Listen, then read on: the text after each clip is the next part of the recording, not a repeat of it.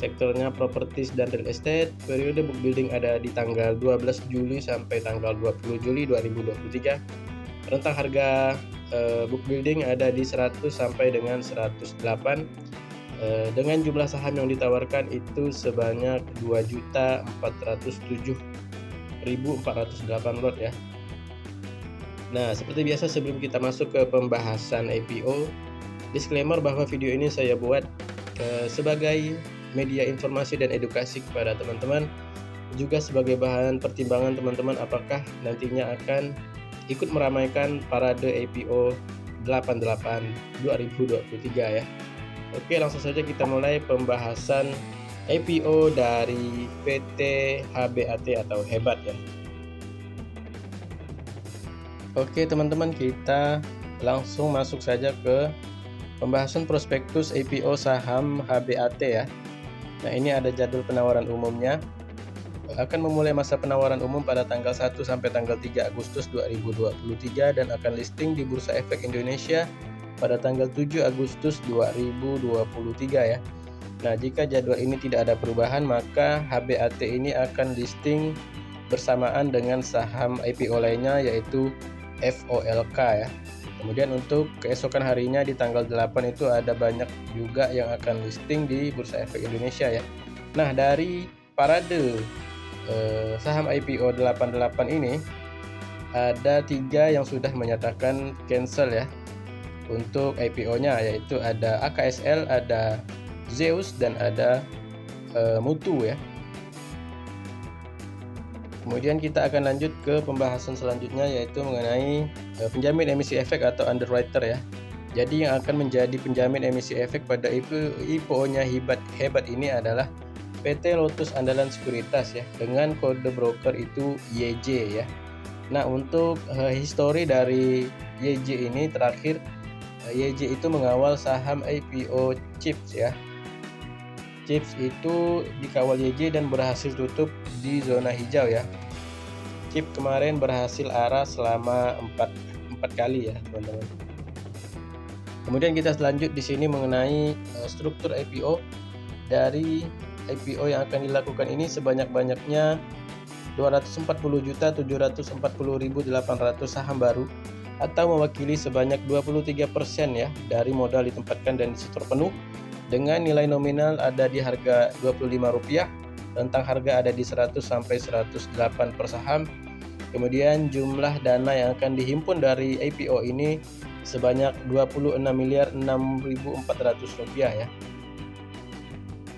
Nah, jadi untuk incaran dana IPO-nya ini bisa dibilang kecil ya teman-teman, hanya sekitar Rp26.600.000 saja. Oke, kita lanjut melihat profil singkat dari perseroan ya. PT Minahasa Membangun Hebat didirikan pada tanggal 31 Januari 2020 ya. Nah, jadi baru berdiri sekitar kurang lebih 3 tahun, kemudian memutuskan untuk mendaftarkan diri ke Bursa Efek Indonesia sebagai perusahaan terbuka. Kemudian ini adalah struktur permodalan ya dari HBAT ini atau Hebat ini ya. Ini adalah para pemegang sahamnya, ada Bapak Hendra Sutanto, Bapak Rudi dan Bapak John. Kemudian disusul dengan porsi masyarakat di bawahnya. Kemudian ini kita lihat rencana penggunaan dana yang diperoleh dari hasil penawaran umum ya. Seluruh dana hasil penawaran umum perdana setelah dikurangi dengan biaya emisi akan digunakan untuk keperluan sebagai berikut ya. Yang pertama itu sekitar 46% akan digunakan untuk pembelian land bank ya, dengan detail sebagai berikut. Nah, jadi ini sekitar 46% akan digunakan untuk pembelian tanah ya teman-teman. Yang pertama itu tanah seluas 38.000 meter kubik ya dari Bapak Hendra Sutanto. Kemudian selanjutnya ada Bapak John Fleris ya, dan juga dari yang C dari Bapak John Fleris juga. Nah, jadi ini pembelian land bank itu kepada para pemegang sahamnya tadi ya teman-teman. Kemudian ini dana IPO yang kedua akan digunakan sekitar 45% untuk pembangunan fasilitas umum serta sarana dan prasarana perumahan seperti kantor marketing, close hub, dan kolam renang di perumahan Sawangan Permai. Kemudian untuk tujuan dana IPO yang ketiga itu sisanya akan digunakan untuk modal kerja perseroan ya, antara lain untuk pembayaran kepada kontraktor dan pemasok. Kemudian kita lihat di sini dari laporan keuangan ya. Ini ada jumlah aset dari HBAT ya. Untuk jumlah aset dari tahun 2021 ke tahun 2022 terpantau naik ya. Dari 17 miliar naik menjadi 41 miliar. Nah, karena ini jumlah asetnya di bawah dari 50 miliar, maka HBAT ini akan masuk ke dalam papan akselerasi ya. Nah, untuk saham papan akselerasi itu untuk batas ARA dan AERB-nya ada di 10%. Nah, sebelumnya pembahasan kita itu mengenai GRIA itu juga masuk ke dalam papan akselerasi ya, teman-teman. Dan sektornya juga sama di sektor perumahan. Kemudian kita lihat di sini ada laporan liabilitas atau hutang. Untuk hutang dari HBAT ini terpantau turun ya, teman-teman, dari 2021 ke 2023 dari 9,9 miliar turun menjadi 2,6 miliar. Kemudian kita lihat dari sisi ekuiti.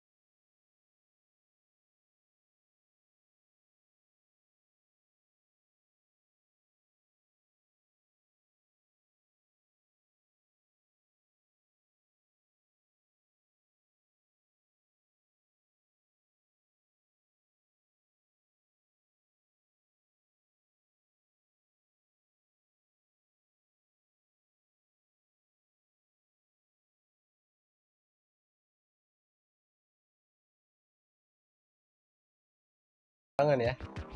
Nah, dari segi bisnis, HBAT ini memiliki banyak sekali kompetitor ya atau pesaing ya. Jadi menurut saya bisnisnya HBAT tidak begitu menarik ya, karena sudah banyak sekali perusahaan-perusahaan perumahan yang sudah listing duluan di Bursa Efek Indonesia ya. Nah, seperti juga pada halnya kesempatan IPO kali ini sudah ada dua lainnya yang menunggu ya, yaitu GRIA dan juga MSIA yang akan berencana IPO di tahun ini bersamaan dengan HBAT ini juga ya. Kemudian dari segi keuangan bisa dibilang cukup bagus dah, karena dari segi aset meningkat, dari segi hutang menurun, dan dari segi ekuitas juga terpantau naik ya teman-teman. Nah, dari segi investor, di perusahaan akan berencana membagikan dividen 2025 sebanyak 20% dari laba tahun 2024 ya. Nah, kemudian pada IPO kali ini tidak ada waran ya teman-teman. Jadi bagi teman-teman yang suka IPO dengan bonus waran, nah mungkin bisa skip ini IPO-nya si HBAT karena nggak dikasih waran ya. Tapi bagi teman-teman yang penasaran mau ikutan meramaikan ya silahkan juga ya, karena tidak ada salahnya ya. Kemudian dari segi valuasi ya, HBAT ini dijual di harga yang cukup murah ya teman-teman. Oke, mungkin itu sedikit informasi yang dapat saya sampaikan pada kesempatan kali ini. Kurang lebihnya mohon maaf apabila terdapat kesalahan dan kekurangan ya teman-teman atas video yang saya sampaikan pada kesempatan kali ini. Mudah-mudahan kita bisa memanfaatkan momen IPO untuk menambah pundi-pundi cuan ya teman-teman. Oke, sekian dari saya. Mohon maaf atas segala kekurangan dan sampai bertemu kembali di pembahasan video IPO selanjutnya.